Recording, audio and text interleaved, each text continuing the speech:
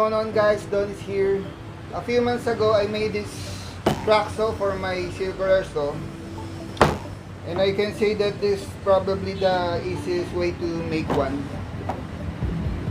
So, kailangan mo lang ng straight edge, 2 pieces of plywood, then nilinya mo lang yung ikakat mo. Then, pag dinaan mo, you can make a perfect cut.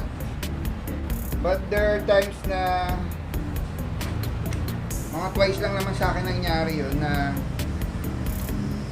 habang kinakat mo siya, for some reason, for example, mas malapad yung kinakat, and then may tendency siyang lumiko.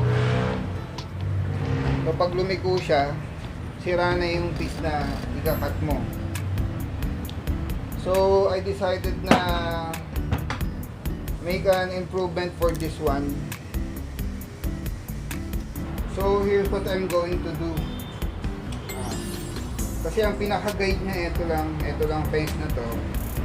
So maglalagay ako ng another guide niya, which is maglalagay lang ako ng groove dito. Pero this is just a half inch, kaya hindi pwede masyadong malalim. So I'm going to use this ruler. So kung napanood nyo yung isang video ko regarding sa mga measuring tools natin, eto isa yung measuring tools ko na to na hindi ko na ginagamit kasi hindi siya accurate. For example, dito sa edge, compare ko siya dito, at pag kinompare ko ito sa ibang mga measuring tools ko, hindi rin siya eksakto.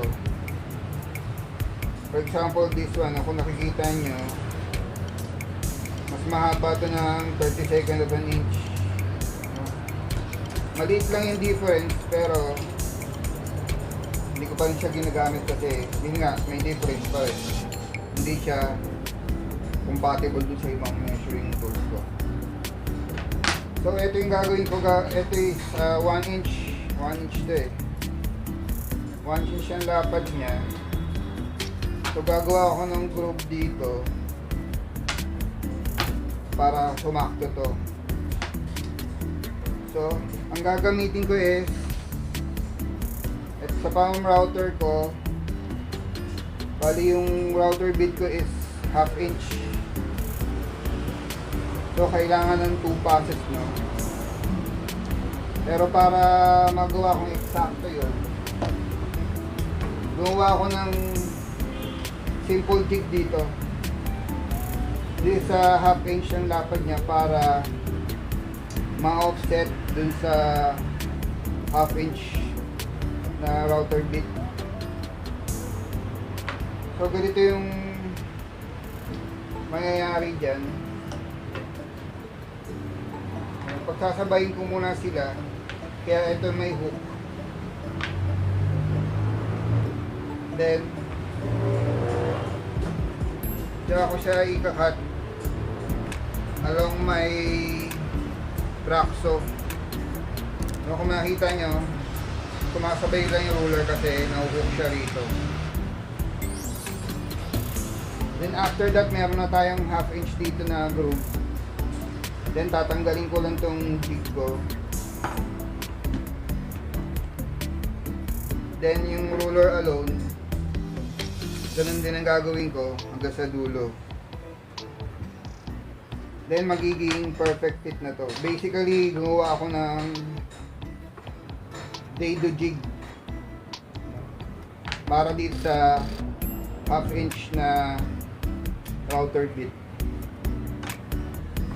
So, try na natin.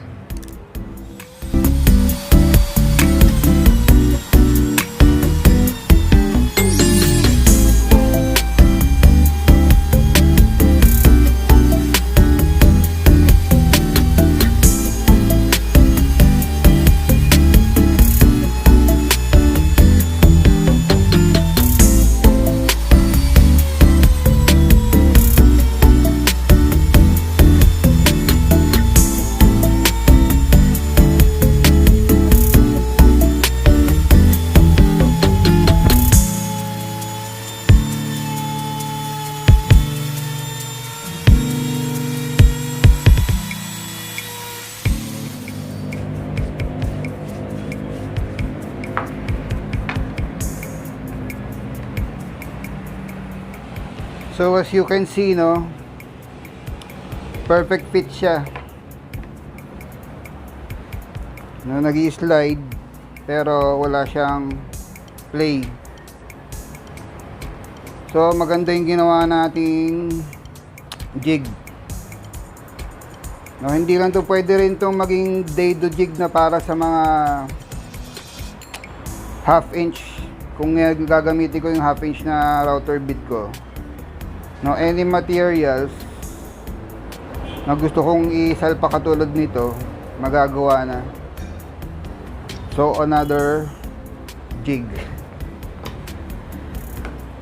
So ang gagawin ko na lang, ipafile ko tong mga dulo, then kakabit ko na sa shoe ng circular saw. So for now, gagamit muna ako ng double sided tape, which inattach ko na dito sa ruler, and na round over ko na rin yung mga corners niya para hindi sumasabit. Then naglagay na rin ako ng washers dito para pag dinagit ko sa ilalim ng circular saw, is nakaangat muna siya.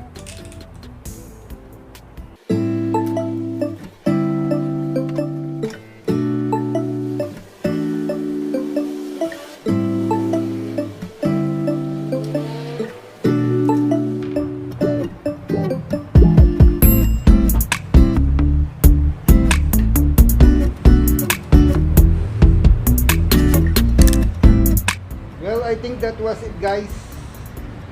I must say I'm very satisfied with the result. Now, as you can see, nag-glide siya ng smooth pero hindi siya lumiliko. It actually turned out more than that I expected. So off camera, ganun na rin yung ginawa ko dito sa 8-footer na Traxo ko. So yun, and then siguro okay na yung double sided tape, sturdy naman siya. Ewan ko lang kung i-screw ko pa to, pero baka hindi na. So yun lang, sana nakatulong. Thanks for watching. I hope you subscribe to my channel and see you in the next one.